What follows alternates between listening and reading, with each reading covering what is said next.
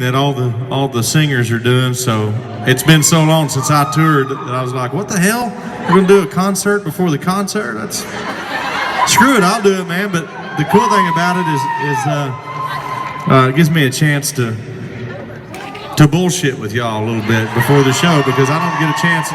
I'm always out there on the big stage talking, and I never feel like that I get to have conversations with everybody. But this is fun. If it's cool with y'all, I just want to play you a couple of songs on my guitar, and they have some questions on this iPad, I guess, that y'all must have put in there, which makes me very nervous, by the way. So, but anyway, this is just about getting to know each other and having fun, and this is like our own private little tailgating thing before we're going to go in there to the big thing. So I'll drink to that. Let's have a drink together. Come on. Where the hell are we anyway? This is like the worst room I've ever seen in an arena. It's like this is where they hang people after they find them dead in the alley. I don't know, throw them in that black room in there. We'll find. Okay. Let me answer a couple of questions before I play a song, because this is always interesting. Here's a question from Leanne Blankenship from Scottsville, Kentucky. Is that you? Hi, Leanne. How you doing? Is this a good question? You think so, huh? I'll be the judge of that. Okay. What is the weirdest thing you've ever seen in the audience while performing? Man, I have seen, from fighting to fornicating and just about everything in between. And I think the craziest thing that I ever saw that was handed to me was, I played, I don't know, probably maybe 13 or 14 years ago. And I don't remember where we were, but it was just some, little small town fair, about like the Hickman County Fair or something. I mean, it was like nothing, little fair. And at the end of the show that night, the people were coming up and they were putting stuffed animals and flowers. I think O-Red might have been the single then, because I remember there was a whole bunch of like little red stuffed animal dogs, and I guess people thought I needed that because that was my song. So, but anyway, there was a paper sack there, and so I was saying, thank you. And I remember gathering all this stuff up, and I went back to the bus, and it was hot, and I just sat down and I put all that crap on the counter, and it was just sitting there, and I looked over, and I had a beer, and I looked over, and I saw that bag, and I was like, what is in that bag? And so I got the bag and I opened it, and an iguana jumped out. Literally could not have timed it better, like one of those joke cans where the things shoot out. Like this iguana just jumped out of the bag on my shirt. And I remember I was like, oh shit! And I threw it across the bus, and it hit the wall, and come on, it's a lizard. None of y'all really care, but it was okay. I didn't think I broke its neck or anything. It was like, but I guess somewhere in the fair that night, I found out you could back in the day, you threw rings and you won a goldfish. Well, somebody had a bunch of iguanas that kids were winning, and I know what happened. Some kid won an iguana, and the parents were like, I know who needs this, So I ended up with the iguana. I remember my monitor engineer took it home. He was mad at me because it did hit the wall pretty hard, but he kept it for a while. Come on, it's a lizard. None of y'all are saying, oh, I have a damn lizard at the house that you're petting every night. Okay. And you would have thrown it too if it had jumped out of nowhere and got up next to your mouth. Okay, this is from Carol Brutcher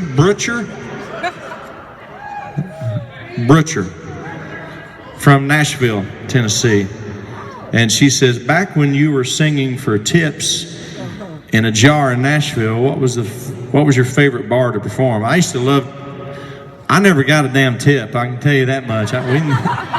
Not one time did I see those tip jars on Broadway. I didn't play a lot of maybe once or twice I played on Broadway, and it was normally just sitting in for like 2 songs, somebody let me get up and sing. But a gig that I did do a lot was a place called Douglas Corner, and I guess Douglas Corner's still open. I don't know. I hope it is.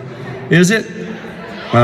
Yeah, I used to go there for Writers' Night, so tips weren't the thing at Writers' Night. You know, you would just go set up, and they're really kind of boring unless you're just really into lyrics and stuff. But I used to go play Douglas Corner a lot. That was my favorite. What?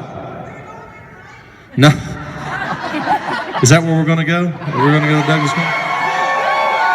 I'm sure Mervin at Douglas Corner will be like, man, we don't want a crowd in here. This is a songwriter joint. It's supposed to be boring. Let's play a song, y'all.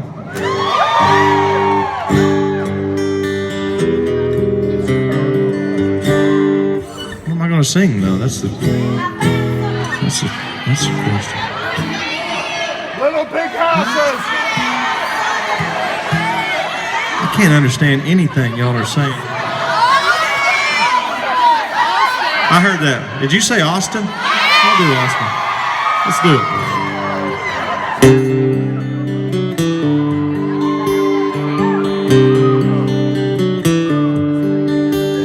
She left without leaving a number. Said she needed to clear her mind. He figured she'd gone back to Austin, 'cause she talked about it all the time. It was almost a year before she called him up. 3 rings and an answering machine is what she got.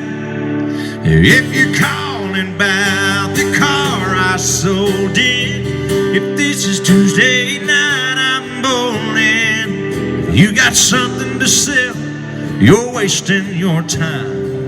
I'm not buying. If it's anybody else, wait for the time. You know what to do. And P.S. if this is Austin, I still love you.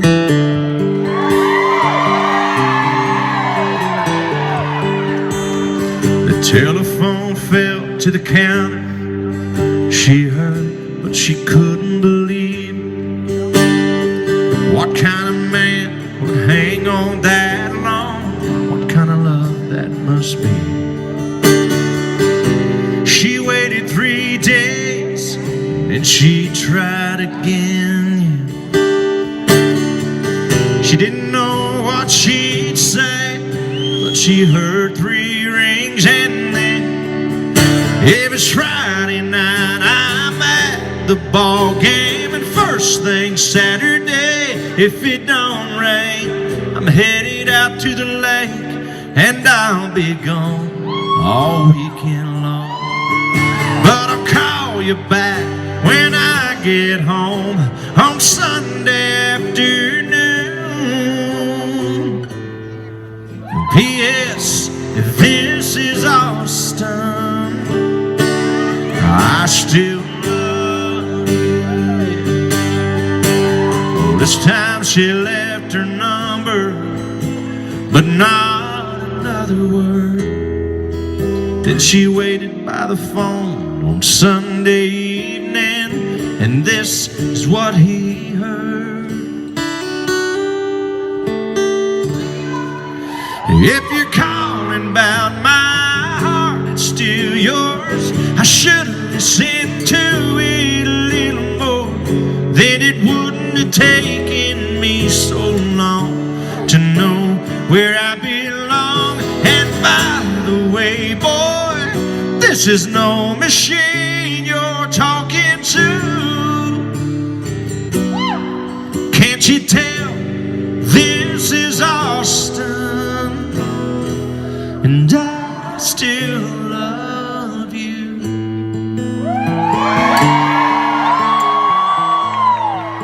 I still love you, baby.